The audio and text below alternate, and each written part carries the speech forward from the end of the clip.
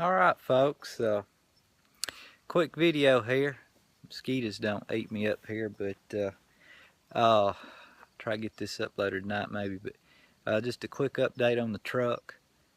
I did take the truck into the other dealer this morning. Had it there about 7:15 this morning, and got it dropped off there, and I actually filled out paperwork by hand this time instead of them having their little iPads and all that stuff. So I know they got a record of what's going on. So, but anyway, I didn't hear from them until around 4 o'clock this afternoon, and they still got the truck there. So I had a coworker bring me in to work this morning, and that lived near there because it's about an hour from where I work, and I had another coworker bring me home this evening that just lives down the road from me. So I'm truckless at the moment, but the guy told me, they'd had it there all day. They had a guy working on it, and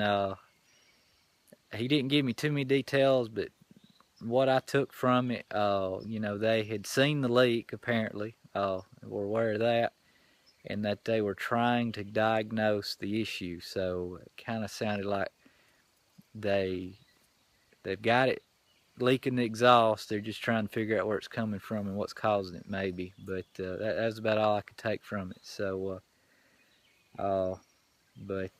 he didn't act like it was in a position where I would get it this afternoon. Almost like they may have had it in pieces. So, in the shop. So I, agreed to leave it there. He did offer me I guess you could say a rental or a loaner vehicle.